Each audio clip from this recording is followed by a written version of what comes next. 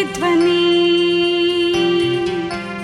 ఇది క్రీస్తు యేసు ప్రేమధ్వని, ఇది జగతిలో మ్రోగే సిలువధ్వని. పిలుచుచున్నది ప్రతి వారిని, వినుమా విశ్వసించుమా.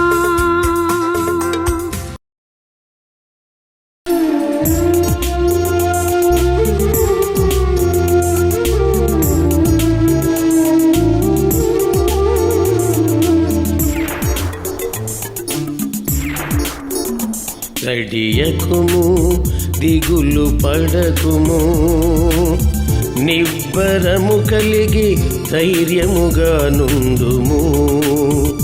కడియకుము దిగులు పడకుము, నిబ్బరము కలిగి ధైర్యముగా నుండుము. నీవు నడచు మార్గమంతటిలో యేసుడు నీకు తోడైయుండును, యేసుడు నీకు తోడైయుండును. కడియకుము దిగులు పడకుము, నిబ్బరము కలిగి ధైర్యముగా నుండుము. నిబ్బరము కలిగి ధైర్యముగా నుండుము.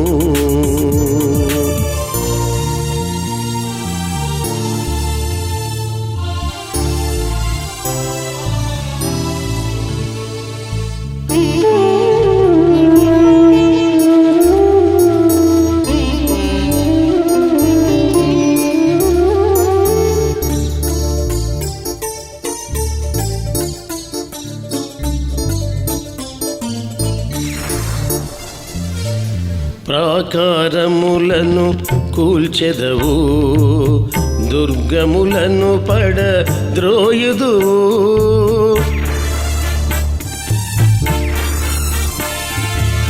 ప్రాకారములను కూల్చెదవు, దుర్గములను పడద్రోయుదువు. ఎవ్వరు నీ ఎదుట నిలువలేరు, ఎవ్వరు నీ ఎదుట నిలువలేరు. ఏదియు నీకు హాని చేయదు, ఏదియు నీకు హాని చేయదు.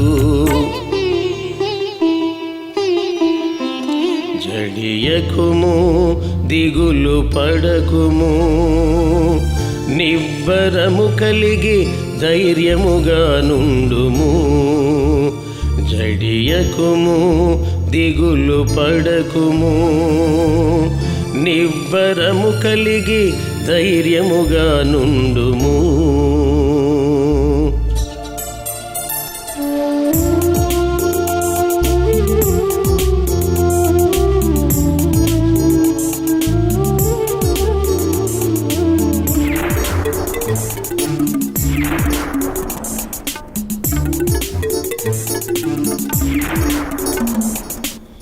నదులను నీవు దాటెదవు, అగ్నిలో నీవు నడిచెదవు.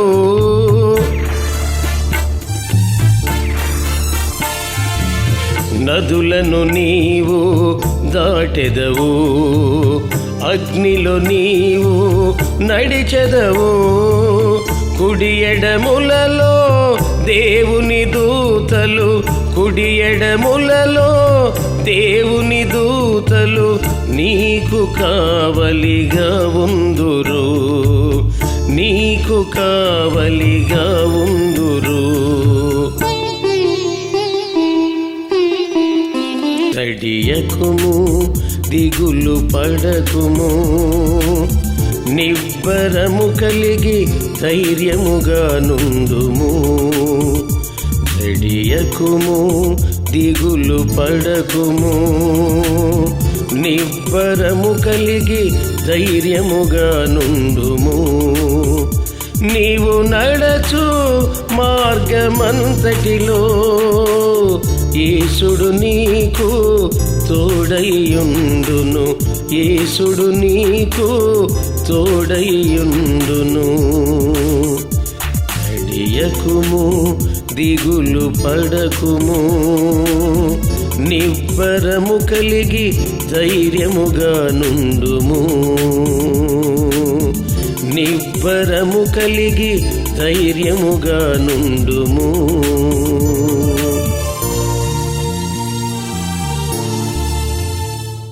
రాజులు మొదటి గ్రంథం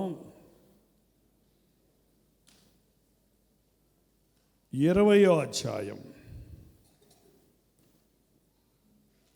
28వ వచనాన్ని చదువుతున్నాను, వినండి. అప్పుడు దైవజనుడొకడు వచ్చి ఇశ్రాయేలు రాజుతో ఇట్లనెను, యెహోవా సెలవిచ్చినది ఏమనగా, సిరియనులు యెహోవా కొండలకు దేవుడే కానీ లోయలకు దేవుడు కాడని అనుకొందరు. అయితే నేను యెహోవానై ఉన్నానని మీరు తెలుసుకున్నట్లు ఈ గొప్ప సమూహమంతయు నీ చేతికి అప్పగించదను. యెహోవా కొండలకే దేవుడు కానీ లోయలకు దేవుడు కాడు అనుకొందురు. యెహోవా కొండలకే దేవుడు కానీ లోయలకు దేవుడు కాడు అనుకొందరు. కొండ అంటే ఎంతమందికి తెలుసో చేయి చూపించండి. ఎత్తుగా, అది తెలియని వాళ్ళు ఉన్నారంట. తెలియని వాళ్ళు చేయెత్తడం, తెలియని వాళ్ళు తెలియదే నాకు. కొండ తెలియని వాళ్ళు చేతులు ఎత్తండి, కొండ తెలిసిన వాళ్ళు చేతులు ఎత్తండి. విజయవాడ కొండలు పొట్టి కొండలు అవి. నీలగిరి కొండలకు వెళ్ళండి, ఊటీ పైకి వెళ్ళండి, మేఘాలు అలా చేత్తో పట్టుకోవచ్చు. నేను నడుస్తూ మేఘాలు అట్ట పట్టుకునేవాడిని. అంత ఎత్తైన కొండలు నీలగిరి కొండల్లో ఇరుళ జాతి వారి దగ్గర సేవ చేస్తున్నప్పుడు మంచు మొక్క మీద నుంచి ఇట్లా తగులుకుంటూ పోతాయి మేఘాలు. చాలా ఎత్తైన కొండలు ఉన్నాయి. హిమాలయ కొండలకు వెళ్తే ఇంకా ఎంత ఉన్నతమైన ఎత్తైన పర్వతాలు కొండలు అంటే ఒక కొండ కాదు, కొండలంతా గుంపు కలిస్తే పర్వతాలను పడతాయి. బైబిల్లో చాలా కొండల గురించి రాయబడి ఉన్నాయి. సియోను కొండ, కల్వరి కొండ, ఒలీవల కొండ, రూపాంతరము పొందిన కొండ, రూపాంతరపు కొండ, 5 రొట్టెల్లో 2 చేపలు విరిచిన కొండ. యెరూషలేము అంతా కూడా కొండ ప్రాంతాలు, కొండలు పర్వతములతో ఉన్నటువంటి, చుట్టూ పర్వతాలు ఉన్నటువంటి పట్టణం అది యెరూషలేము. మొదటిసారి నేను యెరూషలేము వెళ్ళినప్పుడు సాయంకాలం ఒక 6:30-7 గంటల సమయంలో మా బస్సు లోపలికి ప్రవేశించింది ఫ్లైట్ దిగాక.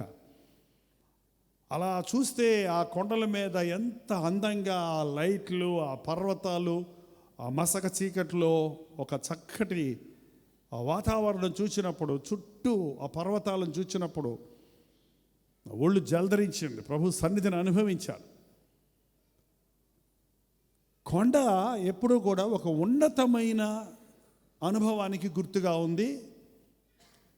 కొండెక్కి ప్రార్థన చేస్తాం, ఎందుకంటే అది పరలోకానికి కొంచెం దగ్గర అవుతుంది. కొంచెం ఒక స్టెప్ వేసినట్టు అంతే, ఒక స్టెప్ కూడా కాదనుకోండి. పోనీ భూమికి దూరం అవుతాం, కొండకి పరలోకానికి దగ్గర అవుతామో లేదో తర్వాత సంగతి.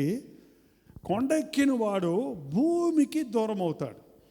భూమి యొక్క కాలుష్యం, భూమిలో ఉన్న అలజడులు, శబ్దాలు అవన్నీ వినపడకుండా, భూమిలో ఉన్న ఆకర్షణలు కనబడకుండా ఒక ఉన్నతమైన కొండ ఎక్కినప్పుడు లోకంలో ఉన్నవన్నీ, మనం పెద్దవి అనుకున్నవన్నీ చిన్న కనపడతాయి.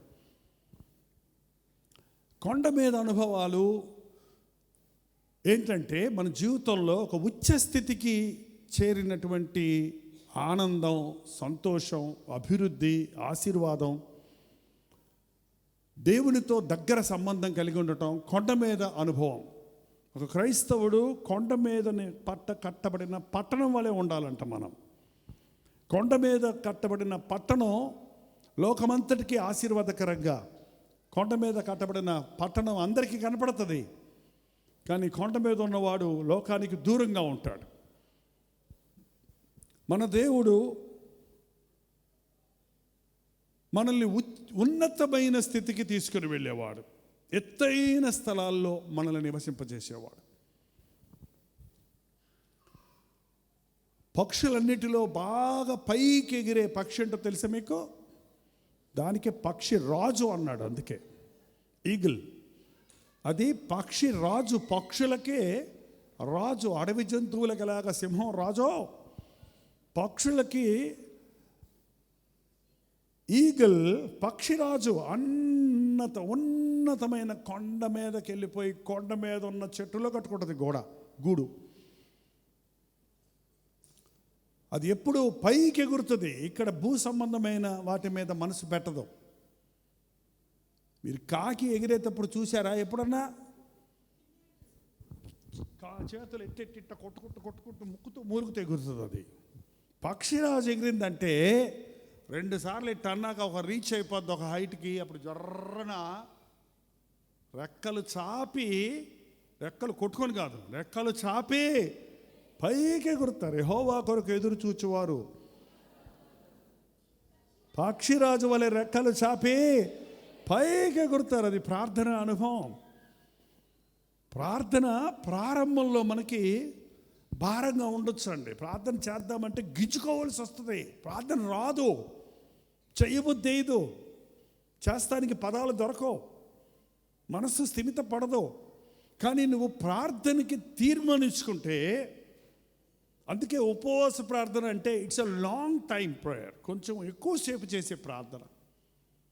ప్రార్థన రగులుకునేదాకా మనం ప్రార్థనలో కనిపెట్టం. మామూలుగా క్లుప్త ప్రార్థనలు చేసి ముగించుకుంటాం. కానీ ఒక ప్రత్యేకమైన సమయాన్ని కేటాయించి కొన్ని గంటలు కనీసం కేటాయించినప్పుడు మనం ప్రార్థనలో రగులుకోవటానికి, ప్రార్థన ఆత్మను పొంది పైకి ఎగరటానికి, మనం ఇక్కడ చూసిన భూతాల్లాగా పెద్ద పెద్ద ఆటంకాలుగా కనబడినవన్నీ మనం పైకి వెళ్ళినప్పుడు అవి చిన్న చిన్న బొమ్మల్లా కనపడతాయి, పిచ్చుకల్లా కనపడతాయి. కాబట్టి ప్రార్థన అనుభవాలు ఒక వ్యక్తిని పైకి లేపుతాయి. వారి ఆలోచన శైలి పెరిగిపోద్ది.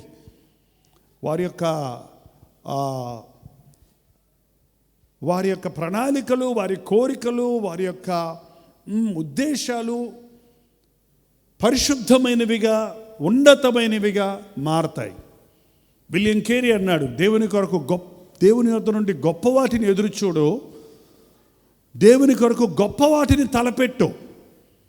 మనం ఎప్పుడైతే ప్రార్థనలో ప్రార్థిస్తుంటామో మన చిన్న మనసుతో చేసిన ప్రార్థనలు రూపాంతరం పొంది మనకు తెలియకుండానే దైవ చిత్తానుసారమైన విషయాల కొరకు మనం ప్రార్థిస్తాం. అందుకని ఉన్నతమైన అనుభవాన్ని చూపించేది కొండ మీద జీవితం. పక్షిరాజు పైకి ఎగిరి ఆ కొండ మీద ఉన్న చెట్టు మీద గూడు కట్టుతుంది. అక్కడ గుడ్లు పెట్టి పిల్లల్ని పెడుతుంది. ఎంత పైకి ఎగిరినా పక్షిరాజులో ఉన్న ప్రాముఖ్యత ఏంటంటే దాని కన్ను చాలా షార్ప్ అండి. అది అక్కడి నుంచి చూస్తుందట దాని ఆహారం ఎక్కడుందో. ఆ చెరువులో ఎగురుతున్న చేపను అక్కడి నుంచి చూసి డర్రను ఎత్తుకొని వెళ్ళిపోతుంది. అక్కడ తీసుకెళ్ళి పిల్లలకి అక్కడ పోషిస్తుంది. ఆహారం కొరకు మాత్రమే కిందకు దిగుతుంది, మరి దేనికోసం దిగదు. ఉన్నత స్థలాల్లో ఎగిరే అనుభవం. ప్రార్థనా పరుడు ఉన్నతమైన స్థలాల్లో అతని జీవితం ఉంటుంది. ఈ లోకం ఆకర్షించదండి వారిని. ఈ లోకం వారిని కలవరపరచదు. ఈ లోకం వారిని కృంగదీయదు. నిజంగా ఈ లోకంలో ఉన్న విషయాలు వింటుంటే, చూస్తుంటే మనకు కలిగేది కలవరం, భయం, బాధ, చిక్కులు, సమస్యలే. ప్రభు సన్నిధిలో మనం ప్రార్థించి చూస్తే,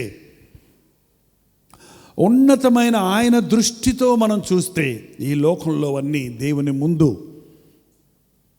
స్వల్పమైనవిగా కనపడతాయి.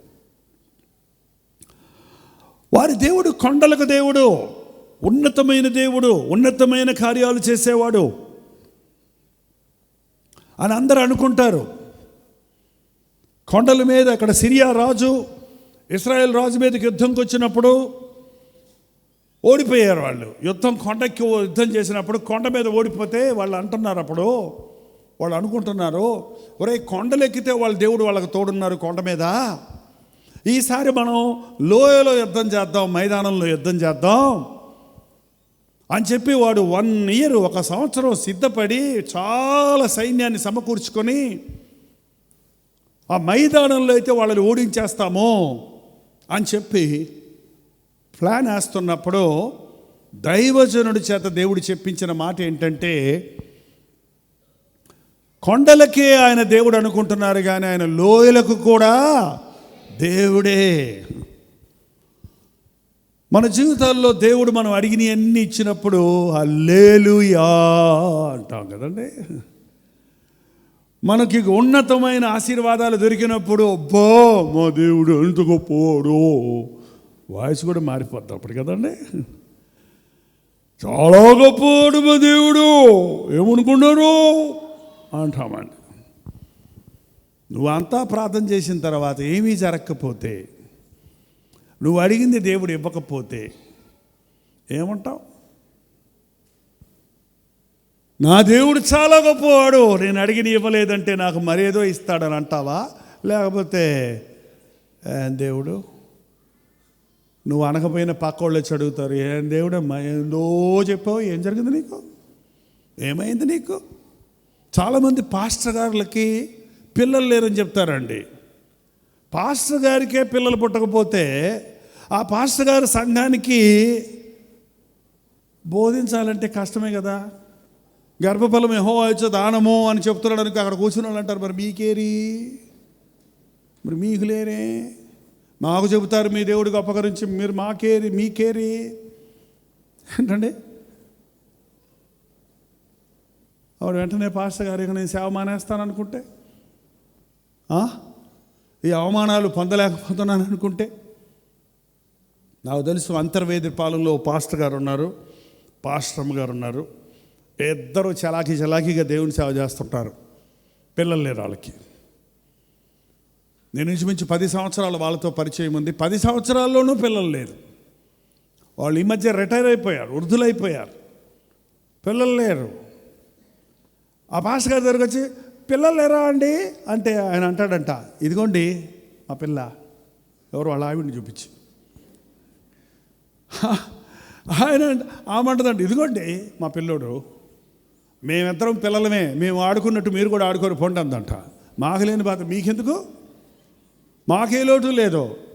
నా భార్య నాకు నా బిడ్డ కంటే ఎక్కువ నన్ను ప్రేమించుకుంటుంది. మేము నవ్వుకుంటాం, ఆడుకుంటాం, ఆనందిస్తాం. మేము ఒకరికొకరు ఉన్నాం, మాకు చాలు. మాకు దేవుడు ఇస్తే తీసుకుంటాం, ఇవ్వకపోతే దేవుడు మేము శోధించమని యవన కాలం నుండి చెప్పడం మొదలుపెట్టారంట. ఏంటంటే అది నిజమైన భక్తి. నీకు బిడ్డను అడగంగానే దేవుడు బిడ్డనిచ్చేస్తే హల్లెలూయా అని స్తుతికోవడం పెట్టేసుకొని, ఆ తర్వాత పిల్లోని LKG జాయిన్ చేసి ఆ తర్వాత అమెరికా పంపించుకుంటే అదా సాక్ష్యం? దేవుడు ఇస్తాడు, ఇవ్వడం, ఇచ్చిన ఆయనే, ఇవ్వకపోయినా ఆయనే. మంచి అయితే దేవుడు ఇచ్చాడని, జరగకపోతే దేవుడు ఇవ్వలేదనుకుంటే అది అజ్ఞానం, అది అజ్ఞానం. ఆయన కొండలకు దేవుడే, లోయలకు దేవుడే. మేలైనా కీడైనా నా దేవుడు నా దేవుడే. ప్రార్థనలో మనం ప్రార్థన చేసేది దేవుని మనసును మార్చడానికి కాదండి.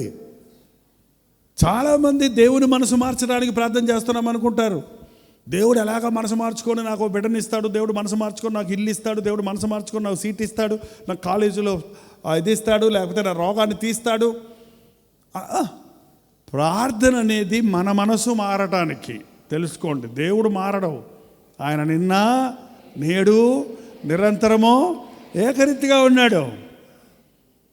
ప్రార్థనలో నువ్వు ఆయన చిత్తానికి లోబడినట్లుగా నీ మనస్సు రూపాంతరం పొందాలి. యెహోవా ఇచ్చెను, యెహోవా తీసుకొనెను, ఆయన నామానికి మహిమ కలుగునుగాక. ఈరోజు క్రైస్తవుల భక్తి ఎలాగుందంటే, కొండెక్కిస్తే హల్లెలూయా అంటారు, లోయలో పడితే దేవుడు లేడు, దెయ్యం లేదంటారు. ఏంటండి, ఒక మేలు జరిగితే అబ్బా నా ప్రభు ఎంత గొప్పవాడంటాడు. నువ్వు అడిగింది దొరక్కపోతే నాకేం చేశాడు దేవుడని మూతి ముడుచుకుంటారు. ఇది కాదు నిజమైన క్రైస్తవ భక్తి. మన దేవుడు కొండెక్కించగలడు, లోయలో నడిపిస్తాడు. అందుకే దావీదన్నాడు, గాఢాంధకారపు లోయలో సంచరించినను నా ప్రభు నాతో ఉన్నాడు. లోయలో కూడా సంతోషించిన దానికంటే ప్రభు సన్నిధిలో ఏడ్చిన సమయాల్లో నేర్చుకున్న పాఠాలు, పొందినంత ఆదరణ నేను ప్రపంచంలో ఇంకెక్కడ పొందలా. ఒక బాధలో నుంచి, ఒక సమస్యలో నుంచి ప్రభు తీసుకెళ్ళినప్పుడు ఆ సమయంలో దేవుని మీద పూర్తిగా ఆధారపడుతూ, ప్రభువా నీ ఇష్టం నాయనా, నీ చిత్తం నాయనా, నీ కొరకు నేనేమైనా చేయడానికి సిద్ధం నాయనా అని అప్పగించుకుంటూ ఆ నిందలు, అవమానాలు, ఆ పోరాటాలు ఉన్నప్పుడు ఆయన మీద పూర్తిగా ఆనుకొనటంలో ఉన్నంత ఆనందం మనం ప్రభు అడిగింది ఇచ్చినప్పుడు దొరికినంత సంతోషంలో పోలిస్తే అది చాలా తక్కువ. ఈ వాక్యం ఎప్పుడు చెప్పినా నాకు ఒక సంభవం గుర్తొస్తుంది. దేవుడు నాకు ఇచ్చిన వాగ్దానం మీద ఒకసారి 1986 సంవత్సరం, అది కొత్తగా సేవ ప్రారంభించి, ఇండిపెండెంట్గా సేవ ప్రారంభించి చిన్న పరిచర్యలో ఉంటున్నప్పుడు బిల్లీ గ్రహాం గారు అంటే చాలా ఇష్టం నాకు. నేను బైబిల్ స్టూడెంట్గా ఉన్నప్పుడు ఆయన మెసేజ్లు వినటానికి రేడియో కొనుక్కున్నాను. ప్రతిరోజు పొద్దున్న 7 నుంచి 7:30 వరకు ఆయన ప్రసంగాలు రేడియోలో వచ్చేవి క్రమం తప్పకుండా వింటుండేవారిని. గొప్ప సువార్థికుడు, సామాన్యమైన సువార్థికుడు, ఆత్మల భారం కలిగిన వాడు. ఆ రోజుల్లో ఆయన క్రూసైడ్స్ జరిపిస్తే లక్షల మంది జనం వచ్చేవాళ్ళు టీవీలు లేనప్పుడు కూడా. ఆ దైవజనుని మాటలు వింటూ వారు ఒక కాన్ఫరెన్స్ ఆమ్స్టర్డామ్లో, లండన్లో జరిపిస్తున్నారని, ఇవాంజలిస్టిక్ కాన్ఫరెన్స్ జరిపిస్తున్నారు, ఇవాంజలిస్ట్ అందరికీ ఆయన ప్రత్యేకంగా క్లాసెస్ తీసుకుంటారని తెలిసినప్పుడు నేను వెళ్ళాలని ఆశపడ్డాను. దాని యొక్క రిజిస్ట్రేషన్ ఫీజు కట్టడానికి కూడా నా దగ్గర డబ్బులు లేకపోతే మా నాన్నగారు అన్నారు, నేను కడతాను రా వెళ్ళన్నారు. అప్పుడు ఆ రోజుల్లో 1000 రూపాయలు అంటే ఇప్పుడు 10,000 రూపాయలు, 1,00,000 రూపాయలు లెక్క.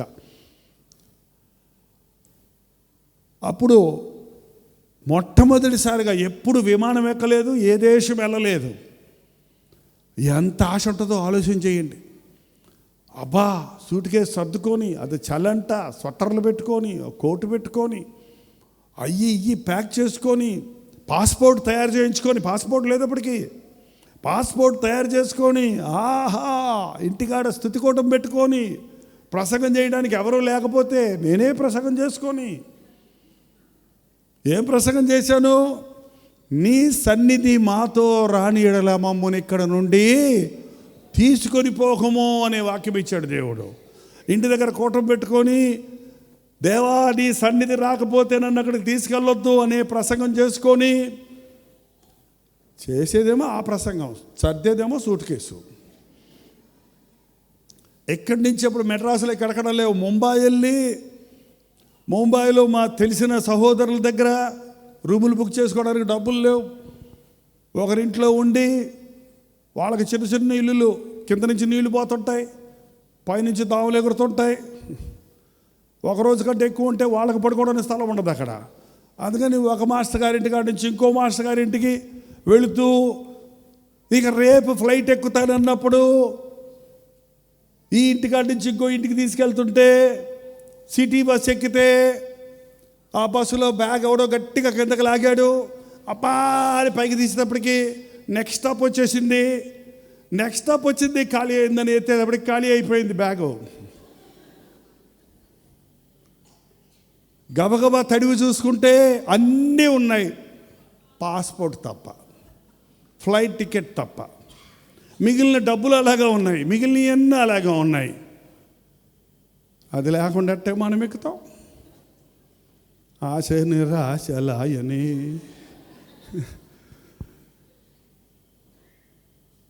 కొంతమంది బ్రదర్స్ చెప్పారు, బాబు ఆ డబ్బులు కాదు కాబట్టి ఏదో పోస్ట్ ఆఫీస్ బాక్సులు వేసేస్తారంటే, కొంతమంది బ్రదర్స్ వెళ్ళి వెతికారు.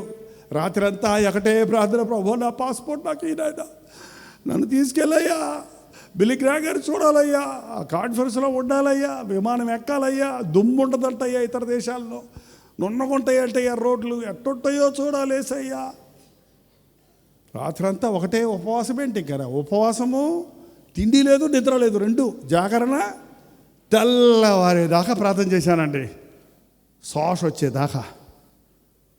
ఇక చేస్తాను ఏమన్నా ఎడతెగక ప్రార్థన ఏంటో అప్పుడు నాకు గుర్తుంది, అదే ప్రార్థన. పాస్పోర్టో పాస్పోర్టో పాస్పోర్టో పాస్పోర్టో ఎంత చేసిన వెంటనే దేవుడు ఎవరో చెప్పారు, వెళ్ళిపోండి మీరు ఎయిర్పోర్ట్కి వెళ్ళిపోండి, అక్కడికి ఎవరన్నా తెచ్చేస్తే దేవుడు అద్భుతం చేస్తాడు, ఇదిగో నీ పాస్పోర్ట్ అని ఇస్తాడు అక్కడ అంటే. వెళ్ళిపోయాను. అక్కడ నాతో 15 మంది బ్రదర్స్ పాస్టర్లు వచ్చారు. వాళ్ళందరూ కూడా హాయ్ హాయ్ హాయ్ అన్నారు. వాళ్ళందరూ వెళ్ళిపోతున్నారు, నేనేమో ఎక్కడ నిలబడన్నాను అనుకోమని. వెనక్కి తిరిగి చూడరే పోయినోళ్ళు, అయ్యా నా గురించి అక్కడ చెప్పండి, అయ్యా నా గురించి అక్కడ అని వెళ్ళిపోతున్నాడు. అది గ్రూప్ టికెట్, మీరు వెళ్ళకపోతే మీ సీట్ ఖాళీగా వెళ్తుంది, కానీ ఇంకోసారి మళ్ళీ దాన్ని వాడటానికి పనికిరాదు, ఆ టికెట్ మళ్ళీ కొనుక్కోవాలన్నారు. సరే అక్కడి నుంచి మళ్ళీ ముంబై నుంచి హైదరాబాద్ వచ్చి అక్కడ మా తమ్ముడు ఉంటే వాళ్ళని పట్టుకొని డూప్లికేట్ పాస్పోర్ట్ చేయించుకొని మళ్ళీ పురుగుని బస్సులో వెళ్ళి మళ్ళీ అక్కడికి వెళ్ళి కూర్చొని అంతా చేస్తే అంతకుముందు వెళ్ళిపోయారు. టాటా చెప్పేశారు, ఎయిర్పోర్ట్ వెళ్ళిపోతుంది. అదిగో నా సీటు పోతా ఉంది, నా సీటు పోతా ఉంది, నా సీటు పోతా ఉంది, నా సీటు పోతా.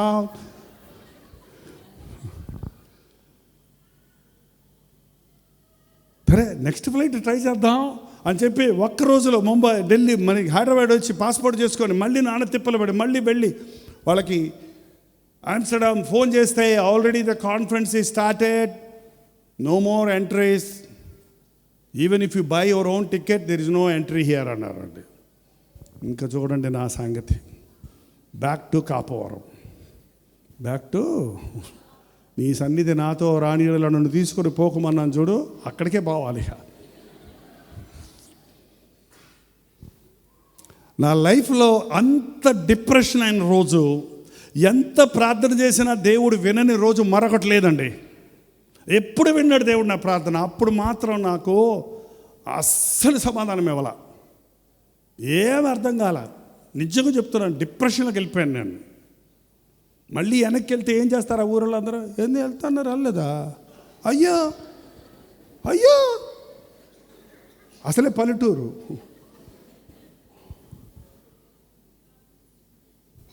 రాజ్ పాల్ కడుపులో ఉన్నాడు అప్పుడు. ఇంటి దగ్గర వాళ్ళ అమ్మగారి ఇంటికి పంపించి వెళ్ళాను. వెళ్ళి తలుపు కొడితే మా అత్తగారు తలుపు తీసి, ఏంటండి అల్లుడు గారు వచ్చారు. ఎందుకు వస్తారు అల్లుడు గారు, అమెరికా వెళ్ళిపోయాడు ఆయన.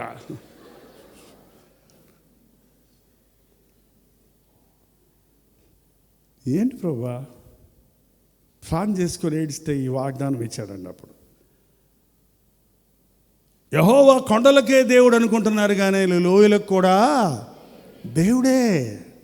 నీ జీవితాలు అద్భుతాలు ఆశ్చర్యాలు చూస్తేనే దేవుడు అనుకుంటున్నాడేమో, బాధలు వేదనల్లో కూడా నిన్ను విడువని వాడే. ఆయనకు ఒక ఉద్దేశం ఉంది, నిన్ను వెళ్లకుండా చేయటానికి. నువ్వే చేసుకున్నావు కదా ప్రసంగం, నువ్వే చేసుకున్నావు కదా. నేను రాకుండా పోనివ్వద్దన్నావు, నేను రావటం లేదు, అందుకే పోనివ్వలేదు నిన్ను. నిజంగా చెప్తానండి, నాతో పోయిన పాస్టర్లు, నాకు తెలిసి 4-5 పాస్టర్లు మళ్ళీ వచ్చి ఫ్యామిలీని తీసుకెళ్ళిపోయి సెటిల్ అయిపోయారండి అక్కడ. ఇక్కడికి రాలే. ఇంకో పాస్టర్ గారు ఏం చేశారంటే, అక్కడ కొంతమంది దొరల దగ్గర అడ్రస్లు తీసుకొని ఇక్కడ మీటింగ్లు అరేంజ్ చేశారండి. మీటింగ్లు అరేంజ్ చేస్తే ఆ మీటింగులకు అందరూ వచ్చేయండి అని చెప్పేస్తే, మీరు అడ్వర్టైజ్ చేసేయండి, నేను వచ్చి డబ్బులు ఇస్తానన్నారంట వాళ్ళు. వీళ్ళన్నీ అప్పులు చేసేసి మీటింగులు పెట్టేశారు. ఆ దొరలు వచ్చారు, వాళ్ళు చెప్పే డాక్టరీను, వాళ్ళ ప్రీచింగు, ఈ పాస్టర్ గారు వారిని నడిపించిన విధానం చాలా తేడా.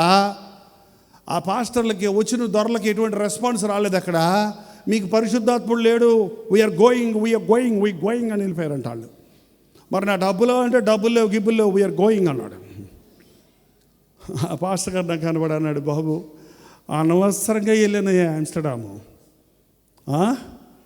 సంఘస్థులు ఏమనుకుంటున్నారంటే, ఫారిన్ డబ్బులు వచ్చేసిందని ఇచ్చే కానుకలు మానేశారు, దొరలేమో చేతులు వెళ్ళబెట్టి వెళ్ళిపోయారు.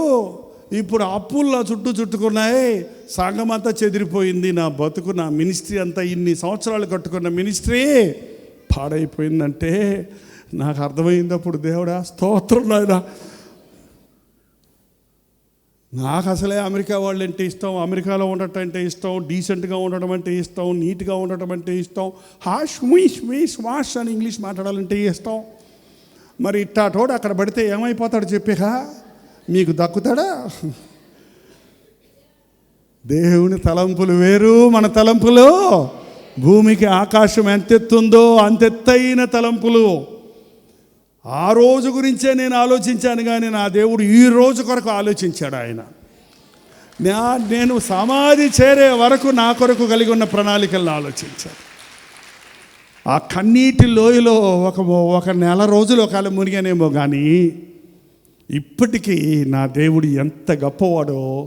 నా పాస్పోర్ట్ పోగొట్టి నన్ను విమానం ఎక్కనేమన్నా చేసి నా పట్ల దేవుడు తన ప్రణాళిక ఎలా బయలుపరిచాడో చూస్తే, ఆయన లోయలకు దేవుడే, ఆయన బాధలలోనూ దేవుడే, ఆయన అడిగినవి ఇచ్చే దేవుడే కాదు, ఇవ్వని దేవుడు కూడా.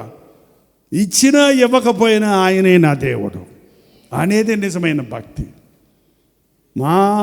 మీ దేవుడు ఈ అగ్నిగుండంలో నుండి మిమ్మల్ని రక్షించుటకు సమర్థుడా అని అడిగితే నెబుకద్నెజర్ ఏమన్నాడు? షద్రక మేషక అబేద్నెగోతో, మా దేవుడు రక్షించుటకు సమర్థుడు. ఒకవేళ రక్షించకపోయినను కావాలంటే మేము ఈ అగ్నిలో మలమల మాడైనా పోతాము, కానీ నీవు పెట్టిన ఈ విగ్రహానికి మేము, అది నిజమైన భక్తి. రక్షిస్తే సరే, రక్షించకపోతే సరే, నీ సంగతి నీవు చెప్పినట్టు చేస్తామన్నారా? ఈ రోజున చవకబారు భక్తి నేర్చుకుంటున్నామండి. ప్రభు అంటే అన్నీ ఇచ్చేస్తాడు, మనం అడిగినవి అన్నీ, ఆయన నమ్ముకుంటే అన్నీ వచ్చేస్తాయి, అన్నీ జరిగిపోతాయి అన్న సంగతే మనం అనుకుంటున్నాం. కానీ ఆయన తన చిత్తములో సమస్తము చక్కగా చేస్తాడు. కొన్నిసార్లు మనకి ఒక నష్టం కలిగినా, ఒక కష్టం కలిగినా, ఒక బాధ కలుగు చేసినా అది మన మేలు కొరకే. మన ప్రార్థనకు జవాబు ఇవ్వకపోయినా అది మన మంచి కొరకే అని గ్రహించుకునేవారు ప్రార్థనలో అలసిపోరు, ప్రార్థనలో విసిగిపోరు, ప్రార్థన చేసినవి దొరకకపోతే అవిశ్వాసులుగా మారిపోరు.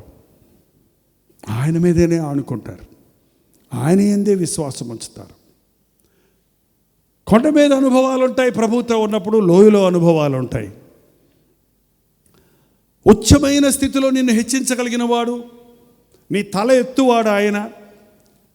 నీ చుట్టూన్న వారు ఆశ్చర్యపడినట్లుగా నీ ప్రార్థనలకు జవాబులు ఇచ్చి అత్యధికంగా దీవించగలిగిన వాడు ఆయన. There is no doubt about it.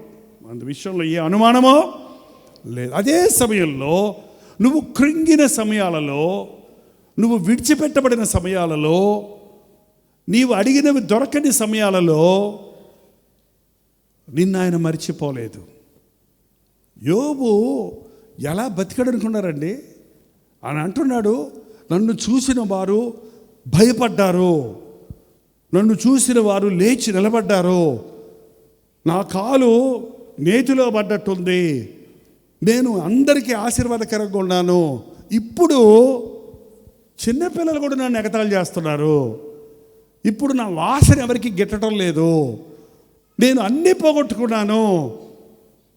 అంత ఉన్నత స్థితిలో ఉన్న నేను ఇంత ధీర స్థితిలో ఉంటున్నాను, అయినా నా దేవుడు నన్ను విడిచిపెట్టలేదు. కలిమిలో ఉండట ఎరుగుదును, లేమిలో ఉండట ఎరుగుదును, కడుపు నిండిన వాడనే ఉండట ఎరుగుదును, ఆకలి కొనిన వాడనే ఉండట ఎరుగుదును. క్రైస్తవ భక్తిలో ఒక భక్తుడి చరిత్ర తీసుకోండి. కొండ మీద అనుభవాలతో పాటు లోయలలో కూడా, శ్రమలలో కూడా, వేదనలలో కూడా వారు నడిపించబడడం చూస్తున్నాం. దావీదు జీవితాన్ని తీసుకుంటే ఎన్నిసార్లు, అందుకే రాశాడు, గాఢాంధకార లోయలో సంచరించినను ఏ అపాయమో నాకు రాదు. మన జీవితాల్లో కష్టాలు మీ జీవితంలో ఉన్నాయా? దేవుడు సమాధానం ఇవ్వలేదు నాకు అనే విషయాలు మీ జీవితాల్లో ఉన్నాయా? ఎన్నిసార్లు ప్రార్థించినా జవాబు రాదేంటి అని విసిగిపోయిన పరిస్థితులు మీకున్నాయా? దేవుడు నన్ను విడిచిపెట్టేశాడేమో, దేవుడు ప్రార్థన వింటం లేదేమో అనే కృంగిపోయిన సమయాలు మీ జీవితాల్లో ఉన్నాయా? ఈరోజు ప్రభు జ్ఞాపకం చేస్తున్నాడు, నీ లోయలో కూడా నేను నీతో ఉన్నాను. నీ బాధ నేను చూస్తున్నాను, నీ కన్నీరు నేను చూస్తున్నాను, నీ పోరాటం నేను చూస్తున్నాను. పక్షిరాజు అండి పైన గూడు కట్టుద్ది అన్నాను కదా, అన్నానా లేదా? ఏం చేస్తున్నాను? గూడు కట్టి గుడ్లు పెడుతుంది. ఏం చేస్తుంది? పిల్లలు చేస్తుంది. ఏం చేస్తుంది? ఆహారం వెతుక్కు తీసుకొచ్చి వాటికి తినిపిస్తుంది నోట్లో పెట్టి. అవి చక్కగా సాయంకాలం అయ్యేటప్పటికి అమ్మ వస్తుంది, అన్నం పెడుతుంది అని చెప్పి ఆ గూట్లో చక్కగా ఎత్తైన స్థలంలో, ఏ పాము అక్కడికి ఎక్కలేనంత స్థలములో. పాములు పక్షిరాజుకు శత్రువు. పక్షిరాజుని ఏం చేయలేదు, కాళ్ళు పెట్టి కసి కొట్టుద్ది, తలకాయ పట్టి కొట్టిందంటే అయిపోద్ది దాని పని. పక్షిరాజుని ఏం చేయలేదు. అందుకని పగ తీర్చుకోవడానికి ఏం చేస్తుంది? ఎవరిని చేయగలదు? పక్షిరాజు పిల్లల్ని గుడ్లను మింగేయటానికి గూడు కట్టుకుందంటే ఎక్కడ పసి కడుతుంది అది. అందుకని అది పాకలేని ఎక్కలేనంత ఎత్తైన స్థలంలో గూడు కట్టుద్ది అది. సాతాను దేవుణ్ణి ఏం చేయలేరండి. చేయగలడా? నన్ను దేవుణ్ణి బాధపరచాలంటే, దేవుడి పిల్లల్ని బాధపరిస్తే దేవుడు బాధపడతాడు. ఇప్పుడు చూడండి, కోటీశ్వర్ల పిల్లలు ఎత్తుకుపోతారు, కిడ్నాప్ చేస్తారు కదా. మీ పిల్లోడు మీకు కావాలంటే మాకు ఇంత డబ్బులు ఇయ్యేలా చంపేస్తాం అంటే భయపడిపోయి ఇచ్చేస్తారు కదా. అట్లా దేవుడి మీద బ్లాక్మెయిల్ చేయాలని చూస్తాడు వీడు సాతాను గాడు మనల్ని పట్టుకొని. మనమేమో తెక్కలోళ్ళం. ఏంటండి, మనమేమో బోరు అని ఏడుస్తుంటాం. సాతాను తల చితగ్గొట్టిన ప్రభువు మనకుండగా ఓడిపోయిన శత్రువు అండి. అపవాదికి భయపడకండి, వాడు ఓడిపోయిన శత్రువు. ఆల్రెడీ వాడి తల చితక కొట్టబడింది సెలవులో ప్రభు ప్రాణం ఇచ్చినప్పుడే. వాడు ఇంక తాకాడిస్తున్నాడు అంతే. పాముని చూడండి, చంపేసిన తర్వాత కాసేపు ఎక్కడ ఉంటుంది ప్రాణం? బతికే ఉందని పారిపోతుంటారు కొంతమంది. అది ఏం చేయలేదు, బతుకున్నా కూడా దాని తల చితికేశారు, దాని విషం కక్కేసింది. విషం తీసేసిన పావుని, విషం తీసేస్తారు కదండి, విషం పీకేసిన పావుని నీ మీదకి వచ్చి కొడతాని ప్రయత్నించిన కూరలు తీసేసినప్పుడు ఇక నీకే హాని చేయలేదు. సాతాను దేవుని ప్రమేయం లేకుండా నీకే హాని చేయలేదు. దేవుడు మనల్ని ఎత్తైన స్థితిలో ఉంచాలని, అపవాది ముట్టని స్థితిలో ఉంచాలని ఆశపడుతున్నాడు. మరి అంత పైన పెట్టిన ఆ గద్ద పక్షిరాజు పిల్లలు కొంచెం పెద్ద అయిన తర్వాత వాటికి బాగుంటుంది. అక్కడే అమ్మ తెచ్చి పెడుతుంది, తింటాం కూర్చోవటం. అమ్మ నాన్న ఇద్దరు ఉంటారంట. తండ్రి ఆహారం తెస్తాడంట, తల్లి కావాలి కాస్తంట. ఓ సమయం వచ్చేసరికి ఇద్దరు వెళ్తారు, మగది ఆడది పక్షిరాజులు. అవి బాగున్నప్పుడు ఒకరోజు అమ్మ ఇంకా రాలేదేంటి, అన్నం పెట్టలేదేంటి, క్యాక్ అని వాటి ఏం సౌండ్ ఇస్తుందో మనకు తెలీదు. సౌండ్ చేస్తుంటే వస్తుందంట. వచ్చి ఏం చేస్తుంది తెలుసా? గూడంతా పీకేస్తుంది. గూడంతా పీకేస్తుంటే అది కాకర పడతాయి. అయ్యే మమ్మీ డాడీ ఆయన పీకేస్తుంటే అన్నం పెడుతున్న పెది పీకేస్తుంది ఏంట్రా బాబా అని అర్థం కాక, అమ్మ ఇలా రాక్షసులు అయిపోయిందేంటి, మా నాన్న ఇట్లా క్రూరుడు అయిపోయాడేంటి అనుకుంటున్న పిల్లలు గూడు పీకేస్తుంటే కింద ఏమీ సపోర్ట్ లేకపోతే ఏం చేస్తాయి? ఇప్పుడు ఎగరటం నేర్చుకుంటాయి. ఇప్పుడు దాకా ఎగరవయి కూర్చొని తింటుంటాయి. గూడు పీకేస్తే పడిపోతున్నా అన్నట్టు ఎగురుతుంటే పక్షిరాజు చూసి వాటికి ఎంత ఓపిక ఉందో, పడకుండా ఎంత ఎగరగలవో అంతే. అవి బ్యాలెన్స్ తప్పి పడిపోతుంటే గబక్కనెళ్ళి రేఖలు చాపి రెక్కల మీద వేసుకుంటుందంట. అమ్మయ్యేసయ్యా అబ్బా అనగానే మళ్ళీ వదిలిపెడద్దంట. మళ్ళీ పెట్టుకుంటుంది. ఏంటంటే అట్లా చేస్తున్నప్పటికి ఏమైపోతాయి? ఆ పిల్లలకి ఏమొచ్చేస్తుంది? ఇప్పుడు ఎగరడం వచ్చేస్తుంది. మనకి ఎప్పుడు ఏసై ఉన్నాడు, నాకేం బాధలేదు. ఏసై ఉన్నాడు, ప్రభా ఐస్ క్రీమ్ కావాలి నాయన, కొంతమంది విపరీతమైన కోరికలు కోరుతారండి దేవుణ్ణి. ప్రభా మంచిగా అయిపోయింది నాయన, ప్రభా డబ్బులు ఇవా అన్నట్టు ప్రధానికి అడుగుతుంటే దేవుడు ఇస్తూనే ఉంటాడు. కారు ప్రభా, కారు రాదా, ఎందుకు కారు, అన్నీ ఇస్తూనే ఉంటే టైం లేదు దేవుడికి. ఇక నువ్వు విశ్వాస పోరాటాలు లేవు, నువ్వు దేవునికి మొరపెట్టావు, అడుక్కోవటమే తప్ప స్తుతించడం చేత కాదు, కృతజ్ఞతలు చెల్లించరు. మొదటిసారి ఇచ్చినప్పుడు థ్యాంక్స్ చెప్తారు, రెండోసారి ఇచ్చినప్పుడు ఇచ్చావు లేపో అంటారు, మూడోసారి ఇంతేనా అంటారు, 4 అంటారు. చూడండి మనుషులు అంతే. మొదటిసారి ఏదో థ్యాంక్స్ అంటారు, రెండోసారి ఎవరికోసం ఇస్తావు అన్నట్టు, నాలుగోసారి ఎప్పుడైనా ఇచ్చేది, ఇంతకంటే మంచిది ఇవ్వలేవా అంటారు. మళ్ళీ చూడండి అంతే. దేవుడి దగ్గరికి వెళ్ళి మనుషులు పొందుతూనే ఉంటారు, కృతజ్ఞత ఉండదు. అందుకే దేవుడు అప్పుడప్పుడు కొండ మీద నుంచి దింపుతాడండి. దిగో కారు దిగా, లోన్ పెట్టి తీసుకున్నావు కదా, ఆడు ఎత్తుపోతాడు, దిగా, గో బ్యాక్. ఎక్కడో చూశాను ఒక ఆయన, పూర్వం ఏం చేసేవారు, అందరూ ఏం దొక్కేవారు చెప్పండి, సైకిల్ దొక్కేవారు. నా బతుకులో నేను దొక్కినంత సైకిల్ ఎవరు దొక్కుంటారేమో అనుకుంటా. లెక్కేసాం, కొన్ని 100 మైళ్ళు దొక్కాను నేను మెడ్రాసులో. ఈ మూల నుంచి ఆ మూలకి, ఆ మూల నుంచి ఏ మూలకి, మొత్తం సిటీ అంతా మినిస్ట్రీ కొరకు తిరిగేవాడిని సైకిలే. 18 సంవత్సరాల నుంచి 30 సంవత్సరాల వరకు బైక్ లేదు, కార్ లేదు, సైకిల్ దొక్కడమే. పిక్కలు అందుకే గట్టిపడిపోయినాయి. ఇప్పటికీ నేను ఎంతసేపు నిలబడుతున్నాను, అందుకే దేవుణ్ణి స్తుతిస్తున్నాను.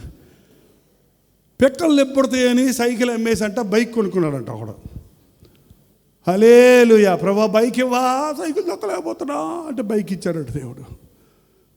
బైక్లో కూర్చుంటే నడుము నొప్పి వచ్చిందంట. ఇప్పుడు బైకులు నడిపే వాళ్ళందరికీ ఏంటి ఇప్పుడు, బ్యాక్ పెయిన్. ప్రభా బ్యాక్ పెయిన్ ఎక్కువైపోతుంది అయ్యా, ఎన్ని రోజులు బైక్ నడపాలయ్యా, నీ బిడ్డను జ్ఞాపకం. కారేనైనా కారు ఇచ్చాడు దేవుడు. కారు ఇస్తే బొజ్జ పెరుగుతుంది. కారులో కూర్చుంటే ఎట్ట అవుద్దట, ప్రభా బొజ్జ పెరుగుతుంది నాయన, జిమ్కి వెళ్ళాలి, డబ్బులు ఇవ్వా. బొజ్జ కరిగించుకోవడానికి ఎక్కడికి వెళ్తారు, జిమ్కి వెళ్ళి డబ్బులు కట్టి మళ్ళీ ఏం తొక్కుతారు అక్కడ.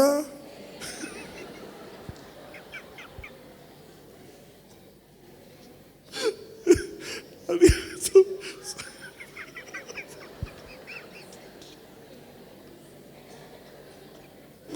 అడిగినందు దేవుడు మనకి ఇస్తుంటే అనవసరమైన అడిగి అనవసరమైన తిప్పలు తెచ్చుకుంటున్నాం. అది దేవుడు మళ్ళీ నిజంగా సైకిల్ తొక్కితే ఉన్న ఆరోగ్యం ఢిల్లీలో ఊపిరి ఆడతలేదండి, ఆక్సిజన్ ముక్కులకు తగిలించుకొని వెళ్తున్నారు. ఎందుకు, ఈ కంపెనీలు, ఈ ఫ్యాక్టరీలు, ఈ బైకులు, కార్లు, ఆటోలు ఎట్టుంటో తెలుసా ఢిల్లీలో. మనం అనవసరమైన వాటిని అడిగింది దేవుని దగ్గర తీసుకుంటున్నాం, కానీ మళ్ళీ బ్యాక్ టు సైకిలే బెటర్. చల్లగా తాటాకింట్లో ఉంటే ఎలా ఉంటుందో నాకు తెలుసండి. తాటాకింట్లో ఉన్నాను సువార్త కొరకు. నేను ఫ్యాన్ అక్కర్లేదు, ఏసీ అస్సలు అక్కర్లేదు. కింద మట్టి పేడతో అలికి ఆ పాకలో ఉంటే హాయిగా ఉంటుంది ప్రాణం. ఏంటండి, అదే సిమెంటు స్లాబ్ వేసేస్తే తలుపు తీస్తే వేడి ఆవిరి లోపల నుంచి వస్తూ ఉంటుంది. మళ్ళీ దానికి ఎన్ని ఫ్యాన్లు కావాలి, ఎంత ఏసీలు కావాలి. దేవుడు ఆయా సమయాలలో మన స్థితి మనం తెలుసుకునేటట్టు చేస్తాడు.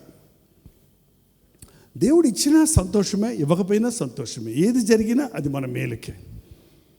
ఏలియాకి పొద్దున్న సాయంత్రం కాకులు తీసుకొచ్చి ఆహారం ఇచ్చాయి. ఏమిచ్చాయి? రొట్టె, మాంసం. తిని ఏం చేశాడు ఆయన? ఏం పనిలేదు, ఇప్పుడు వెయిట్ చేయమన్నాడు అంతే. అంటే హాయిగా ఆ కేరీతి వాగు దగ్గర కూర్చొని ఇటు ఆడుకుంటున్నాడు అంతే. టైం ఎప్పుడు అవుద్దా, కాకులు రావేంట అంటే ఆయన తింటాం, మళ్ళీ తాగటం, మళ్ళీ కూర్చోవటం. ఏమై ఉంటాడు కొన్ని రోజులకి? శుభ్రంగా బొజ్జ పెరిగిపోయి ఉంటుంది. చూశాడు దేవుడు. ఒకరోజు నీళ్ళు ఆగిపోయినాయి అంటే కాకి రాలేదంట. ఏంటి ప్రభా కాకిని మర్చిపోయావు పాపటం? మర్చిపోలేదు ఆయన. ఏంటి ప్రభా నీరు ఆపేశావు? ఆపలేదు ఆయన. లే, నీవు సారేపోతే నీ ఊరికెళ్ళు, అక్కడ విధవరాలకి నేను ఆజ్ఞాపించానన్నాడు. ఆ విధవరాలు ఏం పెట్టింది ఆయనకి? పులకాలు పెట్టింది. ఏం పెట్టింది? మరి పేదోళ్ళు నీకులాగా నెయ్యి నూనెలు వేసి మునిగేటట్టుగా వండుకోవటం కుదురుద్దా? అట్ట తడుకొని వండుకుంటారు వాళ్ళు కొండలో. ఏమైందండి? కొండ కూడు పెట్టాడు దేవుడు. ఏం కూడు పెట్టాడు పాస్టర్ గారికి? బొచ్చగరకాలి కదా మరి మాంసం ఉంది అక్కడ? మాంసం లేదు ఇక్కడ, నాన్ వెజ్ లేదు, ఒట్టి పులకాలే, పచ్చడి కూడా లేదు. పాపం మళ్ళీ బ్యాక్ టు నార్మల్ అయి ఉంటాడు. దేవుడు చేసేది ఏది చేసినా మన మంచికే. ఉంటే తినండి, లేకపోతే స్తుతించండి, అంతేగాని తినమరిగినోడు మళ్ళీ తిండి లేకపోతే ఎడుతో కూర్చుంటాడండి. పైకి ఎక్కడానికి సిద్ధపడ్డాడు కిందకి దిగమంటే కోపగించుకుంటాడు. ఎందుకో నాకు అర్థం కాదు. నువ్వు పైకి వచ్చి పాట పాడు బ్రదర్ అన్నామనుకో అని వస్తాడు. నువ్వు వీళ్ళకి ఎందుకు కూర్చో అంటే బయటకు వెళ్ళిపోతావు. నిన్ను పైకి ఎక్కిచ్చినోడే కదా కిందకి దిగమంటున్నాడు. ఎక్కించేవాడు ఆయనే, దింపేవాడు ఆయనే. ఎక్కితే ఎక్కుతా, దిగమంటే దిగుతా. కొండల్లో దేవుడే, లోయల్లో దేవుడే, మేలైన దేవుడే, కీడైన దేవుడే, ప్రార్థనకు జవాబు ఇచ్చిన దేవుడే, ఇవ్వకపోయినా దేవుడే. నా దేవుడు నన్ను విడవడు, ఎడబాయడు. ఏ స్థితిలోనైనా సరే నా దేవుడిని నేను విడవనన్నదే నిజమైన భక్తి అండి. ఎక్కడ నుండి నువ్వు మొరపెట్టినా అగాధములో నుండి నేను మొరపెట్టాను, నా ప్రార్థన ఆలకించావు అన్నాడు. కొండ మీదకి ఎక్కి దేవునికి మొరపెడితే దేవుడు ప్రార్థన ఆలకిస్తున్నాడు. గోతులో నుండి దేవునికి మొరపెడితే దేవుడు నీ ప్రార్థన అక్కడి నుండి కూడా ఆలకిస్తున్నాడు. నువ్వు అన్నీ పోగొట్టుకున్న పరిస్థితుల్లో, నువ్వు ఒంటరితనాన్ని అనుభవిస్తున్న పరిస్థితుల్లో నువ్వు దేవునికి మొరపెడితే ఆయన ఇంకా నీకు జవాబిస్తాడు. కొండ మీద అనుభవం సంతోషకరమైన, అభివృద్ధికరమైన జీవితానికి గుర్తు. దేవునికి సమీపంగా ఉన్నామన్నదానికి గుర్తు. లోయ అనుభవం డిప్రెషన్ అనే మాట, అనేకులు డిప్రెషన్లో ఉన్నారు. ఒక విధమైన మానసికమైన ఆందోళన, టూ సెన్సిటివ్. ప్రతి చిన్నదానికి కలవరపడిపోతారు. ప్రతి చిన్నదాన్ని ఏదో అయిపోయినట్టు ఊహించేసుకొని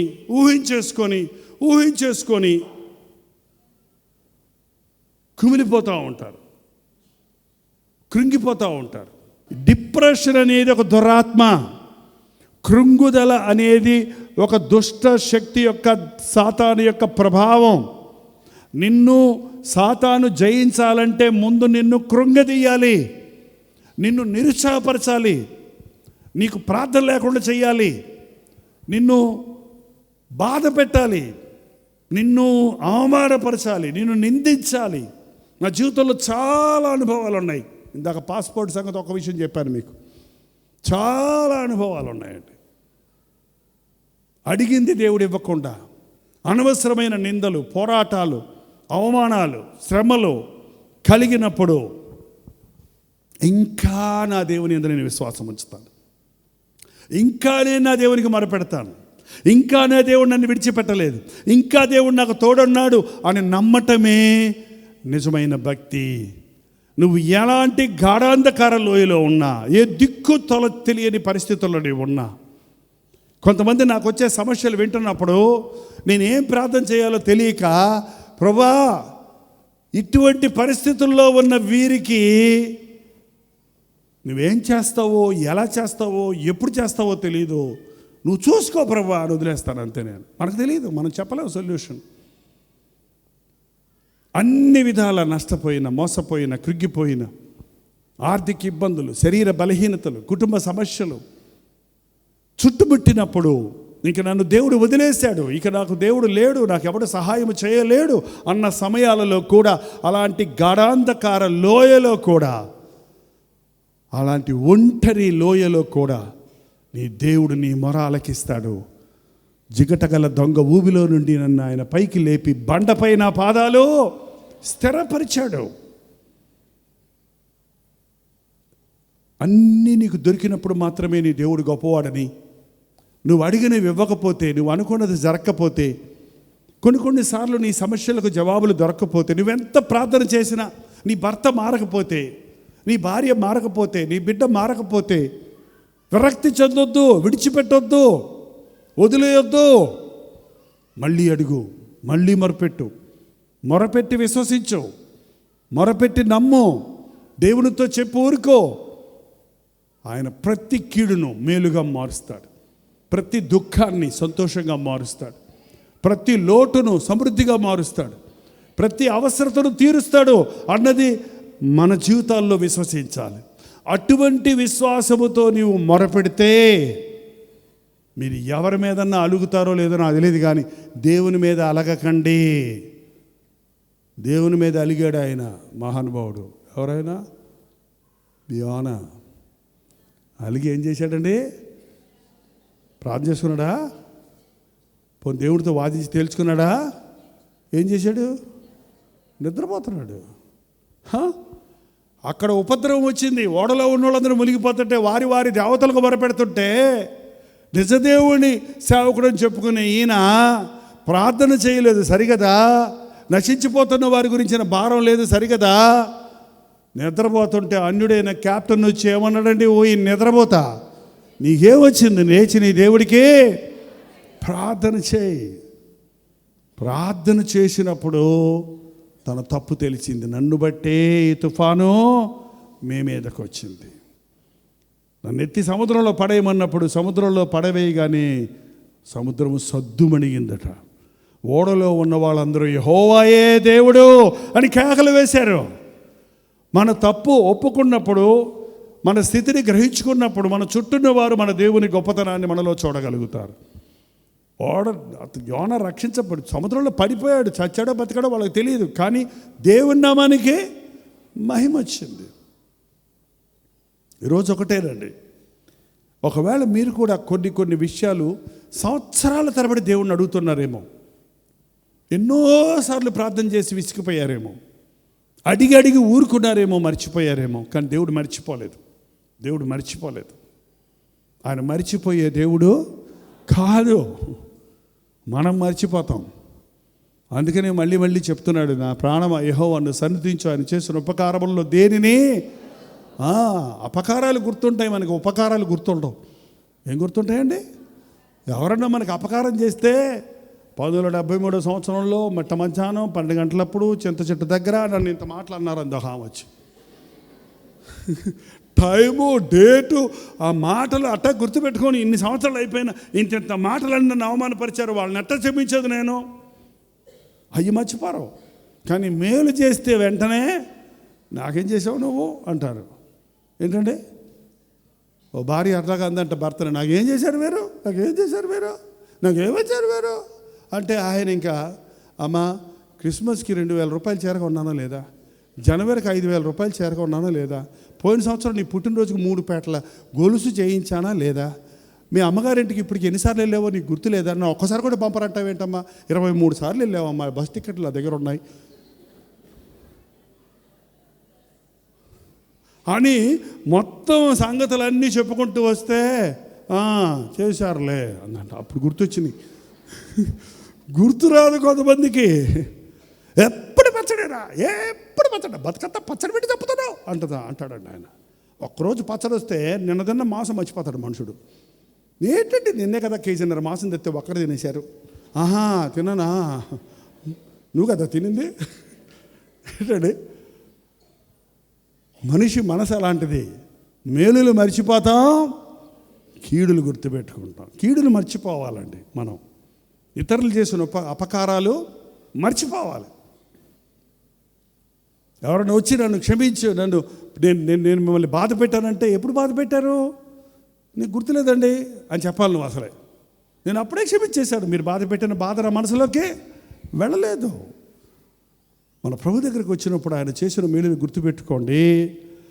నువ్వు ఎంత లోతుకి వెళ్తేనండి, ఎంత బాధలోకి వెళ్తే అంత గొప్ప అద్భుతం చూస్తావు. నీకు తెలుసా ఆ సంగతే?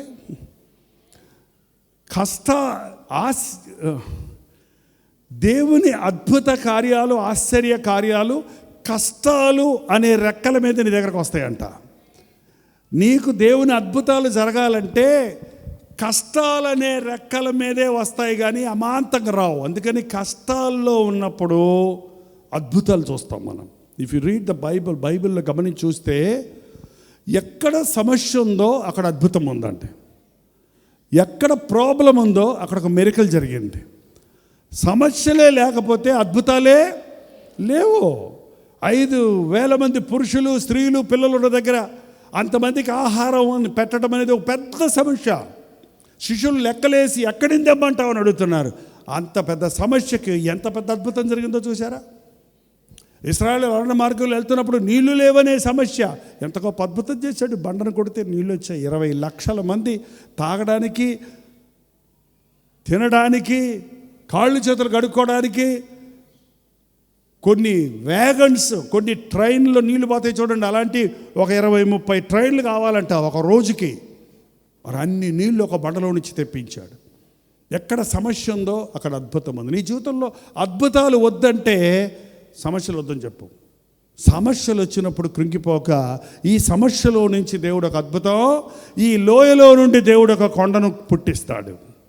ఈ లోయ అనుభవంలో నుండి కొండ మీద అనుభవానికి నన్ను ఆయన హెచ్చిస్తాడు.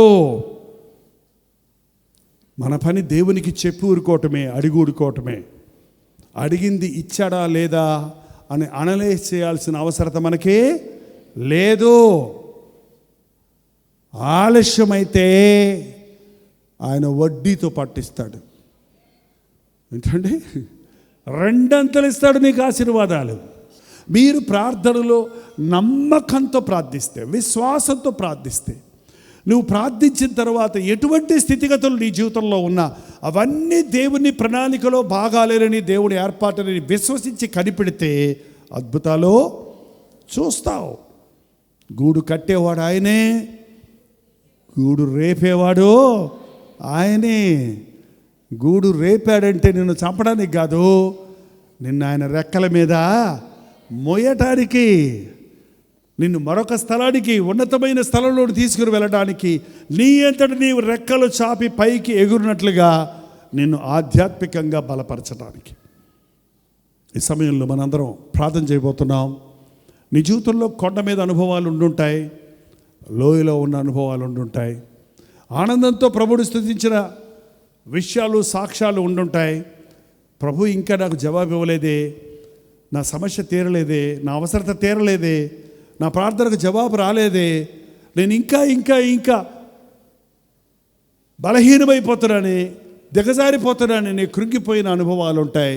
ఒకటి గుర్తుపెట్టుకోండి, ఆయన కొండలకే దేవుడు కాదు, లోయలకు కూడా దేవుడే. నువ్వు లోయలో మొరపెడితే నీకు పైనుండి దేవుడు కొండ మీద నుండి జవాబిచ్చేవాడు కొన్నాడు. కాబట్టి ఈ సమయంలో కొద్ది నిమిషాలు మనందరం ప్రార్థన చేయబోతున్నాం. స్పష్టంగా దేవుడిని ఈరోజు ఏమి అడగాలని వచ్చారో దానిని ముందు అడగండి. మీరు ఏమి అడగాలని వచ్చారో అది ఇప్పుడు మీకు రెడీగా ఉంది అన్నవాళ్ళు చేయి చూపించండి. ఓకే. చల్లకొచ్చి ముంచి మొంత దాచారంటారు మన దేశంలో, సామెత ఉంటుంది. చల్లంటే మజ్జిగండి, మొంత అంటే మొంత తీసుకొని వచ్చేవాళ్ళు పక్కింటి వాళ్ళు ఇంతకుముందు. ఇప్పుడు అప్పులు అడగడం తగ్గిపోయిందిలే. మొంతది ఇప్పుడు క్రెడిట్ కార్డు వచ్చాక అప్పు ఎందుకు? అప్పులు కార్డే మనకు ఉండగా, ఆన్లైన్లో బుకింగ్లు ఉండగా. వదిన గారు మీకు గేదెలు ఉన్నాయా? 3 గేదెలు ఉన్నాయా? పాలు ఇస్తున్నాయా అండి? ఇస్తున్నాయా? ఎన్ని సేర్లు వస్తాయండి? తోడు పెట్టుకుంటారా? ఓ మజ్జిగ చేసుకుంటారా? కొంచెం మజ్జిగ ఉంటే ఎవరా? ఏంటండి, దేవుడి దగ్గరికి వెళ్ళి ఇలా కాకాలు పట్టాల్సిన అవసరమో, బీటింగ్ అరౌండ్ ద బుష్ అంటారు, ఏదో నసగాల్సిన అవసరమో లేదు. నీకు కావాల్సి, నీకు ఏం కావాలి? What do you want? Don't waste my time and your time. నీకేం కావాలో అడిగో. నీకేం కావాలి? ఈ ప్రశ్న ఎన్నిసార్లు అడిగాడో ప్రభు. పుట్టుకుట్టి వాడు బయటకు వచ్చినప్పుడు నీకేం కావాలి? 38 సంవత్సరాలు పడుకున్నవాడికి నీకేం కావాలి? స్వస్థపడకూర్చున్నావా అని అడిగింది కావాలని అడిగినప్పుడే ఇచ్చాడు ఆయన. నీకేం కావాలో అడుగు, ఇస్తే తీసుకో, ఇవ్వకపోతే హల్లెలూయా. నేను ఒకటే నేర్చుకున్నాను, నా దేవుడిని ఇంతవరకు నిజంగా చెప్తున్నాను, నేనేం అడగను దేవుణ్ణి. నువ్వేమిచ్చినా తీసుకుంటాను ప్రభా అంటాను. నువ్వేమిచ్చినా తీసుకుంటాను. నేను అడిగితే తప్పు అడుగుతానేమో, నేను అడిగితే చిన్నది అడుగుతానేమో, నేను అడిగితే అనవసరమైనది అడుగుతానేమో. నేను కారు అడిగితే మళ్ళీ జిమ్కి వెళ్ళి మళ్ళీ సైకి తొక్కాలి. నేను ఏదైనా ఒకటి అడిగితే మళ్ళీ దానికోసం ట్రీట్మెంట్ తీసుకోవాలి. నేను ఒకటి అడిగితే మళ్ళీ దాన్ని కట్టుకుంటూ కూర్చోవాలి అప్పులన్నీ. ఇవన్నీ ఎందుకు? నువ్వు ఎప్పుడు ఏది ఇస్తావో you know the best, give me whatever you want. నేను నా జీవితంలో 45 సంవత్సరాలు గ్యారంటీగా చెప్తానండి, ఏ విషయంలో నేను ప్రభుని శోధించలేదు, ఏ విషయంలో ప్రభుని నేను విసిగించలేదు. నా ప్రభు ఏది చేసినా, అది లోయ అయినా, అది గుడిసె అయినా, అది కొండ అయినా, అది మేడ అయినా, అది సిటీ అయినా, అది ఫ్లైట్ అయినా, అది గుర్ర బండి అయినా, హల్లెలూయా, అందులో దేవుని యందు ఆనందించడం నేర్చుకున్నాను. ప్రభువులో మీరు ఎప్పుడు ఆనందంగా ఉండాలంటే, ఆయన ఎప్పుడు నాకు మేలే కానీ కీడో చెయ్యడో. నా ప్రభు నన్ను ఎప్పుడు మరవడో, నా దగ్గర నుంచి ఏది తీసేసుకోడు ఆయన. నాకు ఇచ్చేవాడే కానీ నన్ను పీక్కునేవాడైనా కాదు అన్నవి మీ మనసులో పడిపోతే పూర్తిగా ఆయన మీద నమ్మకం. ఎవరి మనస్సు నీ మీద ఆనుకొనునో వానిని పూర్ణ శాంతి గలవానిగా చేయదు. ఆయన మీద ఆనుకుని నువ్వేం చేసినా సరే అన్నప్పుడు ఇంక నీకే బాధ లేదు, నీకే సమస్య లేదు. అన్నీ చూసుకునేవాడు ఆయన ఉన్నాడు. మన దేవుడికి మరొక పేరు ఏంటో తెలుసా? చూచుచున్న దేవుడు. హాగరంది నన్ను చూసిన వాడిని నేను చూశాను. మనలో చాలామంది మనల్ని చూస్తున్న ప్రభువుని మనం చూస్తున్నా. ఆయన మనల్ని చూస్తూనే ఉన్నాడు. పిల్లోడు చచ్చిపోతాడేమో, నీళ్లు లేవే అని ఏడుస్తుంది అక్కడ, కానీ ప్రభువు చూస్తున్నాడు ఆమెని. ఆ ప్రభువు మాట విన్నప్పుడు ఆ మనది నేను చూచిన దేవుడిని నేను, నన్ను చూచిన దేవుడు నేను. ప్రార్థనకు వచ్చినప్పుడు మనల్ని చూచే దేవుడు మన ప్రార్థనకు జవాబులు ఇవ్వడానికి, మనల్ని చూడడానికి మనకంటే ముందు సిద్ధంగా ఉన్నాడు. నువ్వు ఆయన్ని చూడగలిగితే నీ ప్రార్థన ఫలిస్తుంది. లేచి నిలబడండి, ప్రార్థన చేద్దాం. ప్రతి ఒక్కరూ లేచి నిలబడండి, ప్రార్థన చేద్దాం. ఇది మీ మట్టుకు మీరు దేవునితో మొరపెట్టుకునే సమయం. ఇది దేవునితో మీరు మాట్లాడుకునే సమయం. నోరు తెరిచి దేవునితో చెబుదాం. ఒక భారంతో వచ్చానన్నారు కదా, ఒక అవసరతతో వచ్చారన్నారు కదా, ఒక విషయం దేవుణ్ణి అడగాలని వచ్చారన్నారు కదా. అడగండి, నోరు తెరిచి అడగండి. మీ మనసులో పరధ్యానం లేకుండా ఉండడానికి మీ స్వరమెత్తి ప్రార్థన చేయటం అభ్యాసం చేసుకోండి. మీరు మనసులోనే ప్రార్థన చేసుకుంటుంటే మీ ఆలోచనలు చెదిరిపోతాయి. మీ స్వరమెత్తి ప్రార్థన చేస్తే నీ ప్రార్థన నీకు వినబడి నీ విశ్వాసం వృద్ధి చెందుతుంది. నీ ప్రభువు ఆలకించి నీకు జవాబిస్తాడు. ఇది నా బాధయ్యా, ఇది నా అవసరతయ్యా, ఇది నా సంగతయ్యా, ఇది నాకు కావాలయ్యా.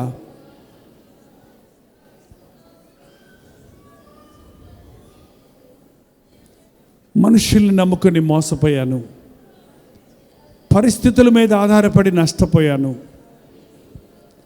అధికారులను నమ్ముకొని, ప్రభుత్వాలను నమ్ముకొని ఏమీ లేని వానిగా మిగిలిపోయాను.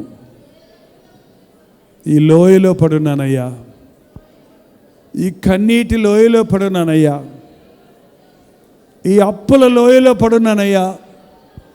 ఈ అప్పు ఎలా తీరుతుంది? ఈ సమస్యలు ఎలా తీరుతాయి? నా దేవుడు నాకు సహాయం చేస్తాడా అని కృంగిపోతున్నానయ్యా.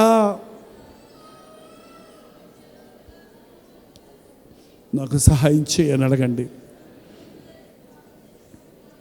నాకు అన్నీ ఇచ్చాడు దేవుడు, నాకేటో ఏ లోటు లేదు, నేను సమృద్ధిలో ఉన్నానని ఎత్తైన స్థలాల్లో ఉన్న పక్షిరాజు వలె స్థిరపడిపోయాను అనుకున్నాను. అందుకే నాకు గూడు రేపావయ్యా, అందుకే నాకు సమస్యలు వచ్చాయి నా ఉద్యోగంలో, అందుకే నష్టాలు వచ్చాయి నా వ్యాపారంలో, అందుకే కలవరం వచ్చింది నా కుటుంబంలో. అయ్యా, ఇది నన్ను దగ్గరగా చేర్చడానికి, నీకు దగ్గరగా చేర్చడానికే అని తెలుసుకోవడానికి సహాయం చేయి నాయన. నా విశ్వాసం పోకుండా, నా విశ్వాసంలో నేను బలహీనుని కాకుండా, నా దేవుడు కొండలకు దేవుడు, లోయలకు దేవుడు, నా దేవుడు నా బాధలో నాకు నెమ్మదిస్తాడు, నా సమృద్ధిలో నన్ను ఆశీర్వదిస్తాడు అని నమ్మకంతో చేద్దాం. కొద్ది నిమిషాలు నేను మౌనంగా ఉంటున్నాను. మీరే స్వరమెత్తి ప్రార్థించండి. ప్రతి ఒక్కరూ స్పష్టంగా చెప్పండి, దేవుడికి ఏం కావాలి, నీకు ఎందుకు వచ్చావు ఈ రాత్రి? ఉద్యోగం విషయమా, గర్భఫలం విషయమా, వివాహ విషయమా, ఆర్థిక ఇబ్బందుల, నిన్ను పట్టి పీడిస్తున్న సంకటాల నుండి విడుదల, ఏదైనా ఒక పాపానికి బానిసై విడవలేని స్థితిలో నీవు ఉన్నావా? బానిస బతుకు నుంచి విడుదల కావాలా? దుఃఖము నుంచి విడుదల కావాలా? నోరు తెరిచి ప్రభుని అడగండి.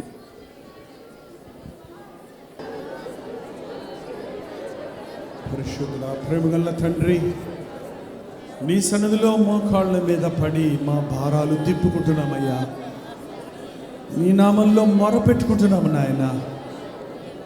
మా స్థితిని ఎరిగిన దేవా, మమ్మల్ని అత్యధికంగా ప్రేమించే ప్రభువా, మా జీవితాల్లో కొండలైన, లోయలైన, మేలైన, కీలైన, నీవేది చేసినా అది మా మేలు కొరకేనని మేము విశ్వసించడానికి సహాయము చేయము. మా సంగతి మేము చెప్పుకున్నామయ్యా. నీకు ఇష్టమైతే తీర్చు నాయన. ఇంతకంటే ఉన్నతమైనదైతే మాకు దయచేయి తండ్రి. నీ సమయంలో నీవు మేలు చేస్తావని విశ్వాసంతో కనిపెట్టుటకు సహాయం చేయి. ప్రార్థనలో కనిపెట్టేవారిగా ఉండటం మాకు నేర్పించయ్యా. హడావిడిగా నీ దగ్గర ఏదో అడిగిపోయేవారిగా కాక, నీ పాదాల దగ్గర నీ గమని వద్ద కాచుకుని భక్తిని మాకు దయచేయి. యజమానుని చేతుల వైపు దాసుడి చేతులు, యజమానుని వైపు దాసులు చేతులు చాచినట్లుగా మా యజమాని అయిన నీ వైపు మా చేతులు చాచి, నీ చిత్తము కొరకు, నీ ఉద్దేశముల కొరకు, నీ కృప కొరకు వేడుకొనుటకు సహాయం చేయి. మా కన్నులు నీ మీద ఉంచుటకు సహాయం చేయి. కొండల తట్టు మా సహాయం, మా కన్నులెత్తుచున్నాము, మాకు సహాయం ఎక్కడ నుండి వచ్చును? భూమి ఆకాశములను కలుగు చేసిన యెహోవా వలననే మాకు సహాయము కలుగునన్నది మేము విశ్వసించుటకు సహాయము చేయి. ఎవరి హృదయ వాంఛ ఏదో ఈ రాత్రి తీర్చు నాయన. శరీర బలహీనతలతో బాధపడుతున్న వారిని స్వస్థపరచు తండ్రి. కిడ్నీస్ చెడిపోయి బాధపడుతున్న వారిని స్వస్థపరచు నాయన. డయాలసిస్ అవసరం లేకుండా స్వస్థపరిచాడని సాక్ష్యమిచ్చటకు సహాయం చేయి తండ్రి. ఊపిరితిత్తుల సంబంధమైన అనారోగ్యాలతో బాధపడుతున్న వారిని స్వస్థపరచు. థైరాయిడ్ సమస్య వలన బాధపడుతున్న వారిని స్వస్థపరచు. హార్మోనియన్ డిఫరెన్స్ వలన, ఫైబ్రాయిడ్స్ వలన బాధపడుతున్న వారిని స్వస్థపరచు నాయన. జ్వరాలతో పీడించబడుతున్న వారిని ముట్టి స్వస్థపరచము తండ్రి. ఏది నాకు అసాధ్యం కాదన్నావు కదా. గుండె సంబంధమైన వ్యాధులు, మెదడు సంబంధమైన వ్యాధులతో, ఫిట్స్ వలన బాధపడుతున్నామని చెప్పిన వారిని స్వస్థపరచు తండ్రి. స్ట్రోక్ రాకుండా కాపాడేవాడివి నీవేనని, మా బీపీ, షుగర్ల వంటి డిజార్డర్స్ను సరి చేయగలిగిన వాడివి నీవేనని నమ్ముతున్నాము. నీ సహాయం దయచేయి. గర్భఫలం లేని వారికి గర్భఫలం దయచేయ. వివాహాల విషయంలో ఆతురత పడుతున్న వారికి సరైన సంబంధాలు దొరకడానికి సహాయం దయచేయి. నీ ప్రేమలో నాయన, నీ కృపలో తండ్రి మమ్మల్ని జాలి చేసుకో తండ్రి. జ్ఞాపకం చేసుకో నాయన. తండ్రి మమ్మల్ని హెచ్చించినప్పుడు నిన్ను స్తుతించినట్లే మేము తగ్గించబడినప్పుడు స్తుతించడానికి సహాయం చేయి. గూడు కట్టేవాడివి నీవే, గూడు రేపేవాడివి నీవే, మా ఆకలి తీర్చేవాడివి నీవే. నీ మీద ఆధారపడినట్లు మమ్మల్ని విశ్వాసానికి విడిచేవాడివి నీవేనని విశ్వసించడానికి సహాయం చేయి. కుటుంబ సమస్యల్లో ఉన్న వారికి విడుదల దయచేయి. పరస్త్రీ వ్యామోహంలో ఉన్న పురుషుడు వల్ల బాధపడుతున్న సహోదరుల మొరలకు జవాబులు దయచేయి. కుటుంబాలు కూలగొట్టుకుంటున్న స్త్రీలను దర్శించు. తిరగబడుతున్న యవనస్తుల్ని దర్శించు. నిరుద్యోగ సమస్యతో బాధపడుతున్న వారిని కనికరించు. అడిగి ఊహించిన దానికంటే అద్భుతాలు చేస్తామన్నది అక్షరాల మా పట్ల నెరవేరు నిమ్ము నాయన. వ్యాపార లావాదేవీలలో నష్టపోయిన వారిని జ్ఞాపకం చేసుకో తండ్రి. నాకు అసాధ్యమైంది ఏది లేదన్నావు కదా. మా సమస్య ఏదైనా, మా బాధ ఏదైనా, మా అవసరం ఏదైనా ఈ రాత్రి తీరుస్తావని నీ సన్నిధికి వచ్చామయ్యా. తీర్చినా నువ్వే దేవుడవు, తీర్చకపోయినా నీవే దేవుడవు. తీర్చినా మా మంచికే, తీర్చకపోయినా మా మేలుకే అన్నది మేము విశ్వసించడానికి సహాయం చేయి. ఆ రెండో మైలు భక్తి మాకు దయచేయి. అటు విశ్వాసం మాకు దయచేయి నాయన. ఈ రాత్రి మా మొరలకు జవాబులు అనుగ్రహించు తండ్రి. ఇది ఎస్ అవని, నో అవని, వెయిట్ అవని, కనిపెట్టమంటే కనిపెడతాము, అవునంటే సంతోషం, కాదన్న సంతోషమే అన్న విశాల హృదయాలను, విశ్వాస హృదయాలను మాకు దయచేయి. ప్రార్థనలు కొనసాగుతుండగా తోడుని నడిపించమని క్రీస్తునామమున నడుచున్నాము తండ్రి. ఆమేన్.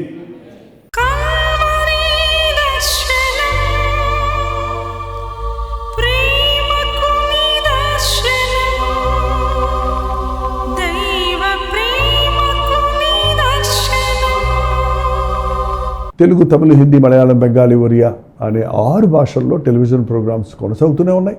భారభరితమైన పరిచయంలో మీరు సహకరించాలని ఆశిస్తే, ప్రభు మిమ్మల్ని ప్రేరేపిస్తే మీ విరాళాలు, కానుకలు డాక్టర్స్ డే ఫౌండేషన్స్ అనే ట్రస్ట్ నెంబర్కి మీరు పంపించవచ్చు. అవి నేరుగా టీవీ ఛానల్స్కి వెళ్తాయి. అందులో ఏది మేము మా సొంత ఖర్చుల కొరకు ముట్టుకోవటం లేదు, వేరే పరిచయ కొరకు ముట్టుకోవటం లేదు. టెలివిజన్ పరిచయలో ఇంకా సువార్త వినని వారికి అది అందించాలని ఆశతో ఒక 20 సంవత్సరాలుగా కొనసాగుతున్న పరిచయం కొరకు ప్రార్థించండి, మీ సహకారాన్ని అందించండి. ఈ విషయం మీకు ఇంకా వివరాలు కావాలంటే 89393939 అనే నెంబర్కి మార్నింగ్ 10 నుంచి ఈవినింగ్ 10 లోపల మీరు ఫోన్ చేయండి, వివరాలు మీకు తెలియజేస్తాం.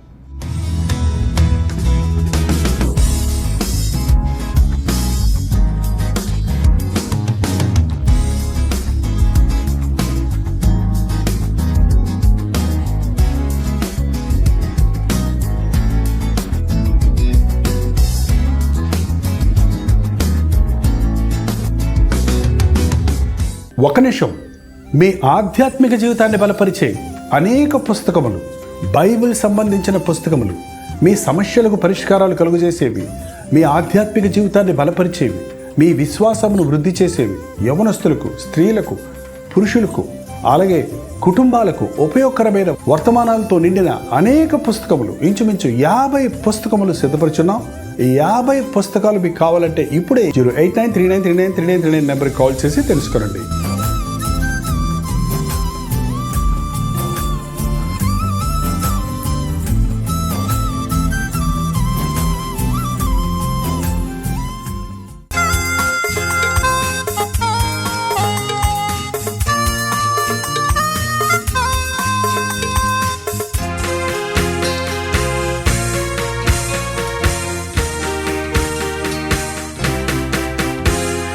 బ్రతుకు భారమై నిరాధారమై నిరాశతో నిండిన వారికి ఇది నిరీక్షణ ధ్వని. బ్రతుకు భారమై నిరాధారమై నిరాశతో నిండిన వారికి ఇది నిరీక్షణ ధ్వని. నలిగిన హృదయముల